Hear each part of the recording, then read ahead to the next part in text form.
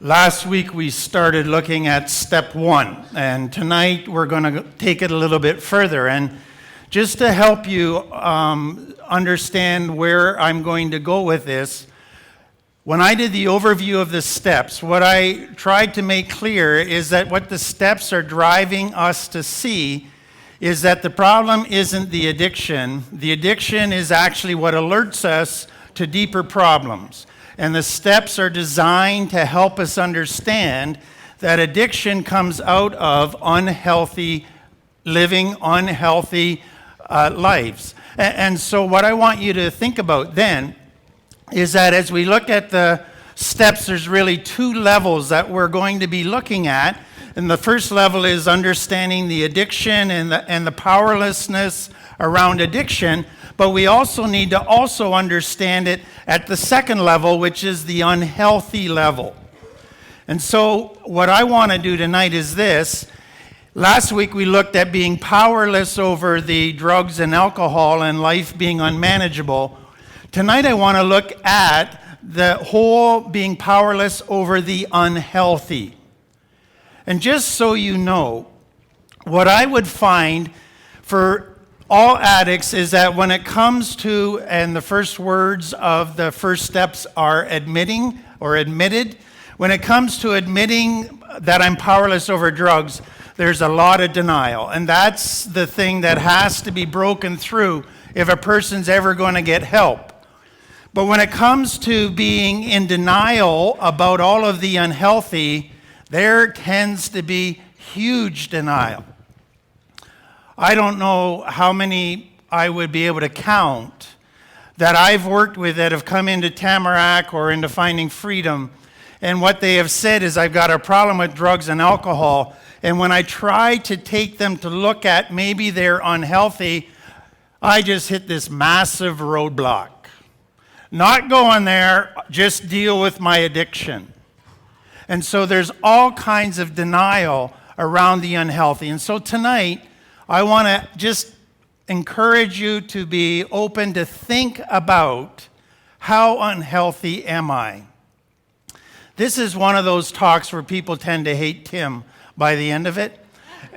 And part of me is getting used to it, but part of me still gets a little hurt feelings, so don't be too upset with me. But this is one of those very, very important talks, but painful talks, if people are really going to deal with their addiction. And that is to face honestly the unhealthiness. So to start with, I want just to have you understand that when I talk about unhealthy, it's important to understand what caused me to become unhealthy. And there's really 2 things there. And we pointed out that 90% of addicts were wounded in childhood. They experienced trauma, even or from their own parents, family, or from bullies or other types of trauma. 90% were wounded. But the problem becomes, and this is your part, the problem becomes that you pick ways to cope that are unhealthy. You pick ways to cope that seem to help the problem, but they end up making it worse, and they end up making you very unhealthy. Over the past years, as I've worked at Tamarack, I have kept a list of things that I have identified as the unhealthy characteristics of addicts. And I hate to break it to you, you got 25 on your list there.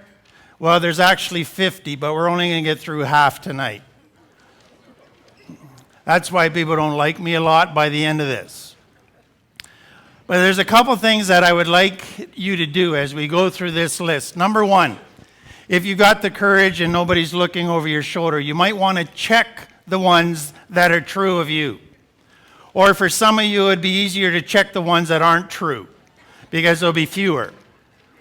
So that's number 1. The second thing, what I want you to do is, as you look at these 50 things that we're going to go through, what I have found in working with addicts is every single one of those 50 characteristics usually is a trigger. And it usually is the unhealthy behavior that takes them back to the addiction. And so when they begin to recognize, yep, I can see how that unhealthy behavior is connected to my using, now you begin to have warning signs. If I start slipping back into that behavior, I'm in trouble and heading back towards a relapse. So that's number one. The second thing that I want you to be very aware of is as you look at each of the 50 things, you're going to find that all of them make it almost impossible to have a healthy relationship. In other words, it's not just that you're unhealthy, it's that you are able to have healthy relationships. You're unable to have, which is a big fat way of saying you're screwed in a whole lot of areas. And don't, we'll get into that more and more. So like I said, it's not one of the warm fuzzy talks, but it is absolutely essential. And what I want you to understand is the purpose of step one is to get honest about myself. The purpose of step one is not just to get honest about my addiction, it's to get honest about me.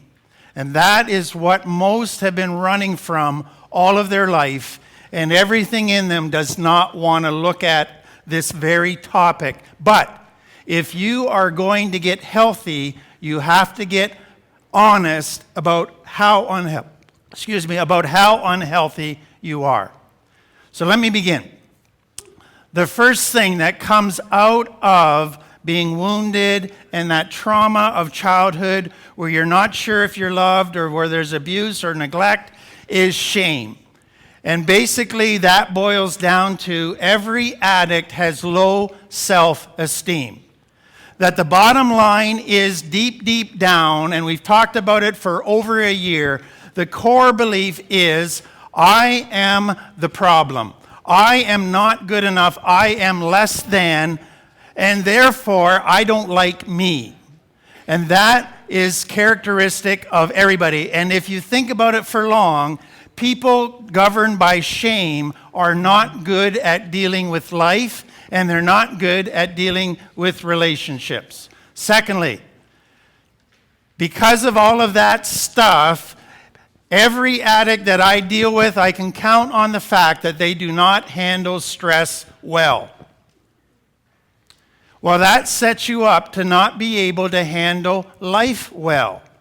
And I can usually count on the fact that every addict that I deal with will have some type of either PTSD or developmental trauma disorder or anxiety issues. And that could be ADHD or it could be an anxiety disorder. That is part of it, and it really cripples you from being able to function well in life. The third thing that I can count on is that every addict that I deal with, I can count on, they will have anger issues. And that is because they have been abused, neglected, mistreated, ignored, and not loved and not validated, and they've never been allowed to say, hey, that's not right. That's not fair. That's wrong, because if they ever said that, they get smacked. And so they have spent their early childhood stuffing their anger down.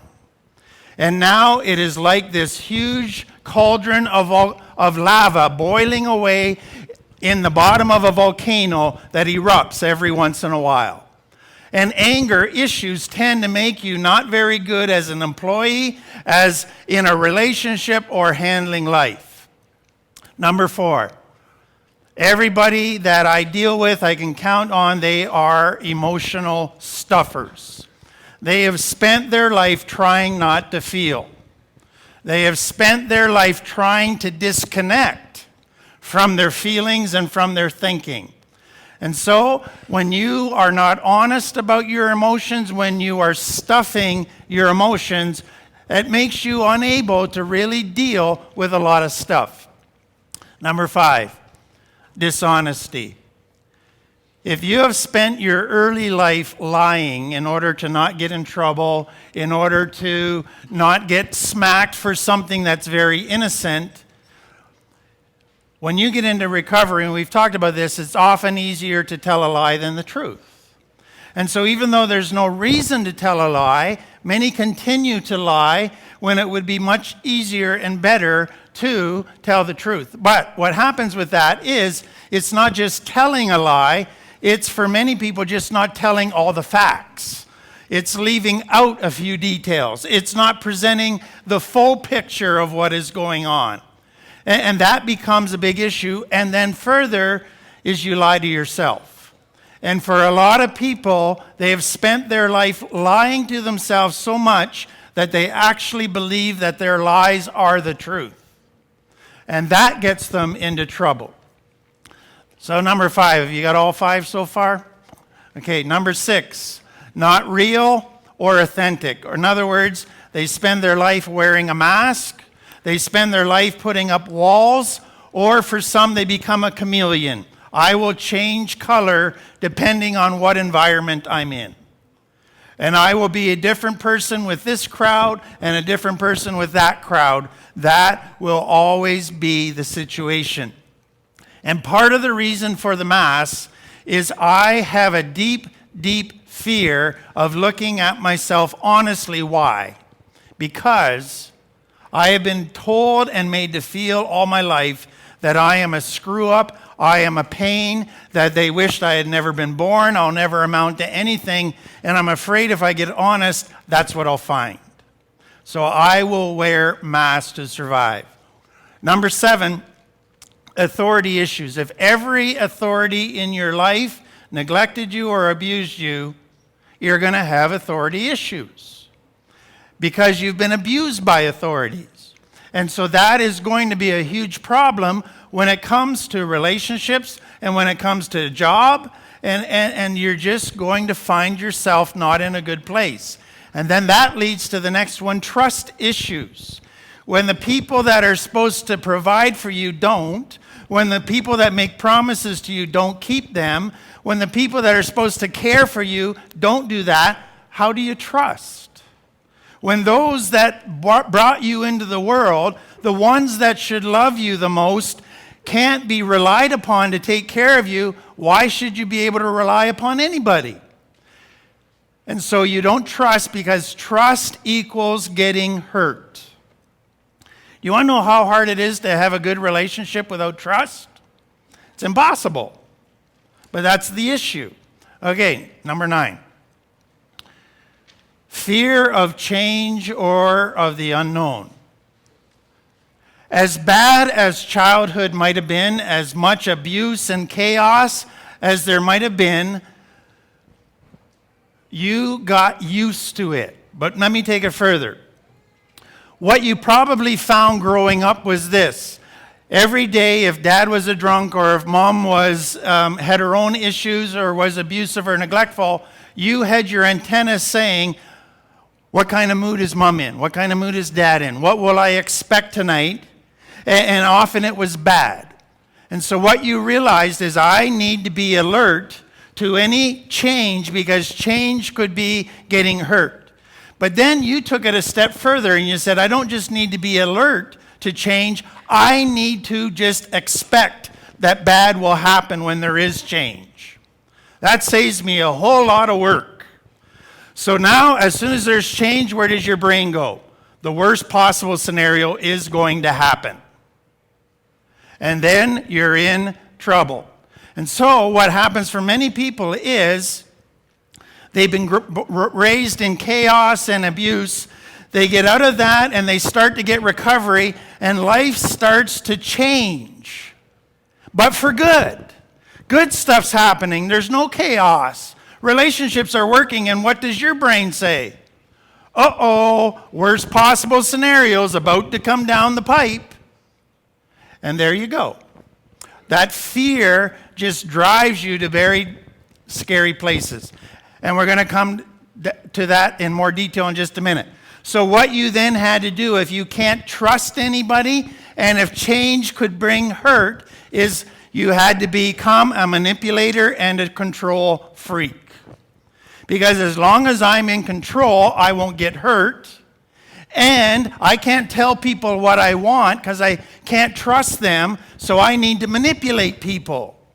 And so relationships become games of manipulation, and relationship comes who's going to control or hold the power today. Guess what? Relationships don't work like that. Not healthy ones. And then the next thing that happens that comes out of that fear of the unknown is that you become a sabotager. So if life's starting to go well, and you go, this doesn't feel right, and my brain is saying something bad's going to happen, what do then I do? Well, I might as well just make it happen and get it over with, because it's going to happen. And so as soon as a relationship, if you've had a series of abusive relationship and you've stayed out of a relationship for a while, and then now you're going into a relationship, and 6 months and a year has passed and he hasn't yelled at you or hit you, you go, something's wrong here. Something bad's got to happen. I probably should sabotage this relationship before bad stuff happens. So what do? You start pushing his buttons, saying, are you going to hit me now? Are you going to leave me now? Can I get you angry now? Push, push, push. Or I'm leaving. You don't like me, and you pull away. You're sabotaging. If you want to take that further, do you know what some people go to the very extreme of? Fearing success. Why? Because they've never had success before. And success is change. And success is positive stuff happening. And the brain is saying, no, no, no, I'm going to get hurt. Something bad's going to happen. I'm afraid of succeeding. So what does that usually lead to? Relapse after relapse after relapse as soon as things start looking positive again. Number 13, drawn to chaos and risky behaviors. Several reasons. Number 1, if you grew up in chaos, that was your normal. And so as soon as you're out of that into non-chaos, you go, this does not feel right. I don't know how to handle this. I might hate chaos, but at least I know what to do with it. And so there's an attraction to chaos, but there's another reason, and it's the risky behaviors. If you have been an emotional stuffer, what happens is not only do you stuff the negative emotions, you have to also stuff the positive emotions.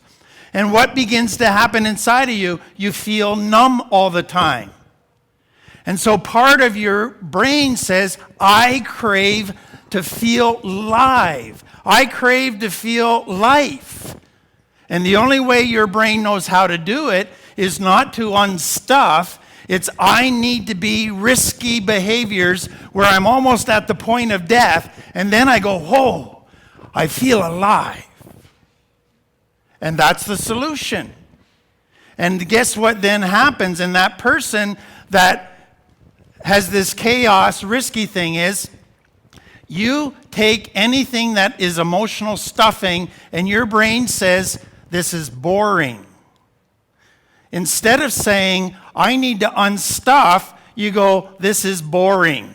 I need excitement. And that takes you back, but you've misdiagnosed the problem.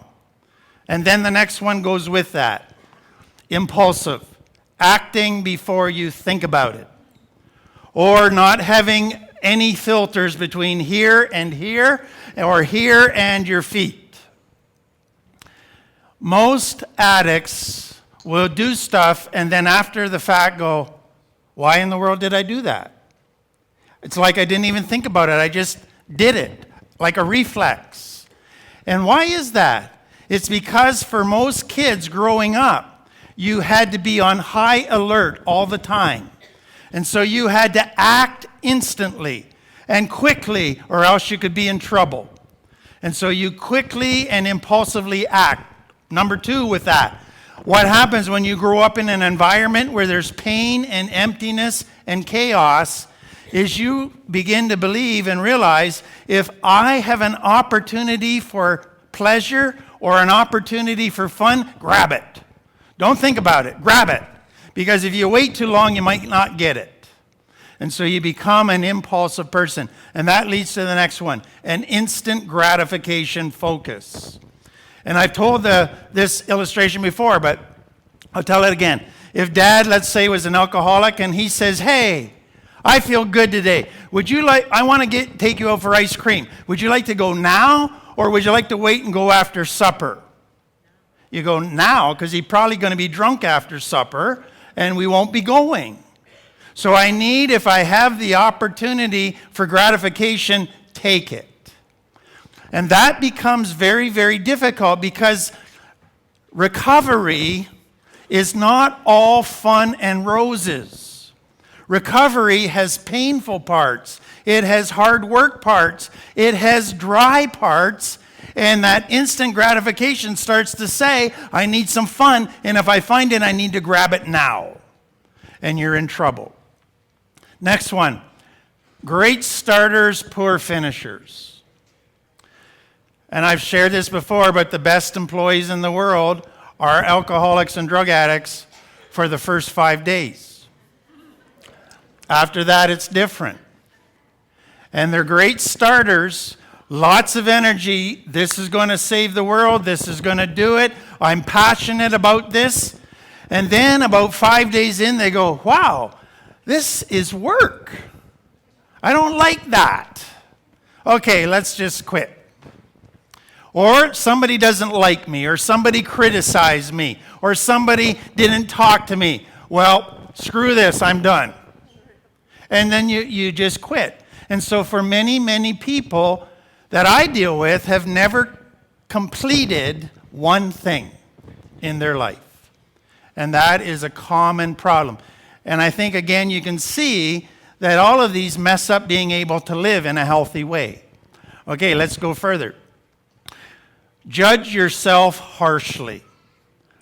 If you have been told all your life that you're a failure, you'll never amount to anything, that your parents wish you'd never been born, if you always felt like you don't just fail, but you're a failure, you are your worst critic. And you constantly are putting yourself down. And that goes to the next one, is that most people that from that background have these thought loops that are very negative. And so if somebody says to you, your zipper's down, for the rest of the day, what thought loop is going around in your head? What a screw up I am. I can't do anything right. I'm embarrassed. I can't face those people anymore. I can't ever go to Finding Freedom again. Blah, blah, blah, blah, blah. Negative, negative, negative, negative. If somebody says, you know what? I'm a little annoyed at you. You were 5 minutes late. Negative thought loop, negative thought loop. That happens. And that just paralyzes people. And it keeps them in this terrible headspace where they're constantly finding fault with themselves. We might actually get through these. That leads to the next one. You can criticize yourself, but don't let anybody else dare criticize you. You're allowed, but nobody else is. And so what I've talked about before is this. A healthy parent, as they work with a child, realizes there's a difference between the child as a person and the child's actions. And so if a child does something like write crayons on the wall, you say, no, that's not the right action, but I love you. And you distinguish. But what happens in an unhealthy home, you write on the wall, it's not just a bad action, it's bad you. And so you get them confused and blended in your mind. So now if somebody says you're 5 minutes late, you don't hear they're criticizing my actions. You hear they're criticizing me. And then you just go into all your negative places. And that becomes a huge issue, because what happens when you feel criticized? That leads to all kinds of other things. It's anger. It's I'm done with everybody. I'm not going to give this relationship a chance. All my shame issues come up, and it just feeds this whole negative thing. The next one. Negative and critical, not just to yourself, but to life in general. According to your report card, God's done a terrible job. Your parents did a terrible job. Your friends haven't been there for you. Your spouse is you know what. And you can go down, and your boss is, and everything. You just find fault with everything. And that I want to tie into the next one. You develop an external focus about dealing with discontent. So it's like this. You are discontent. You're angry, you're upset, you have shame and poor self-image, you don't like yourself, and you're not happy. What does your brain say? It doesn't say, maybe the problem is me. No way, I'm running away from looking at me. Well, then the problem must be my spouse, my boss, must be whatever. And I look to everything else outside of me as the explanation for my discontent. Instead of saying, you know what? It seems that even when everybody changes to accommodate me, I'm still discontent. Maybe I'm the problem. Maybe something needs to change in me if I'm ever going to be happy. The next thing that I can count on because of people being emotional stuffers is that they've got all kinds of unresolved issues from their childhood. And that can be unresolved losses where they've lost things and people, or it can be unresolved wounds. Today I did a workshop at Tamarack on grieving losses. And I always have them do a history of the losses in their life. And it's quite startling often to clients to realize I've got hundreds of losses. Losses I've never dealt with. Number 23, very insecure. And I should point this out in case you're saying, oh, I'm not insecure. You know, one of the things that I look for when a client comes in the door, if they try to act super secure, like they're not insecure at all, guess what? They're probably overcompensating for feeling more insecure than anybody else. And that insecurity leads to the next one, jealousy. I am convinced, this is you thinking, I am convinced that I am not a very good catch. And that if this person I'm in a relationship with starts to really get to know me, guess what? They're going to start looking elsewhere. Because they're going to find out, whoa, he is not much of a catch. And so what do I try to do to solve that? I try to control them and make them love me and make them not leave me. And I have jealousy, jealousy, jealousy. And then the final one for today, deep, deep longing to be validated. And for most people, for all people, that's a God-given desire to be validated. For most people, addicts, as part of, they've tried to find validation in the wrong ways. And they've got rewounded and rewounded and rewounded because of all the harmful ways they try to get validation. Okay, next slide. Here's what I want you to understand. The purpose of step 1 is to bring you to a point of despair and hopelessness. Isn't that wonderful? But you want to know something? It's to bring you to the point of despair in finding a solution in me. It is not bringing me to a point of despair to leave me there, but it's bringing me to a point of despair in trusting me so that I can move to step 2, which is I came to believe that a power greater than myself could rescue me from this insanity. Point 1, step 1. If step 1 does not bring you to despair, you haven't done step 1 properly. Step 1 is the bad news. Step 1 is to bring about true humility, true honesty, true openness, not so that you sit in pain forever, but so that you say, I cannot fix this. I need a power greater than me. And I hope and I pray that as we go through this week and then next week, we're going to do the next 25, is that you can, as you come to the end of it, say, man, I checked all 50. I am a major screw up. I am unhealthy, broken. I got Humpty Dumpty beat. But I hope that you will then say, God, you love broken people. Can you fix me? Will you care for me and bring me out of this unhealthiness? Then you're going to do step 2 and 3 properly. Okay, that's enough for now.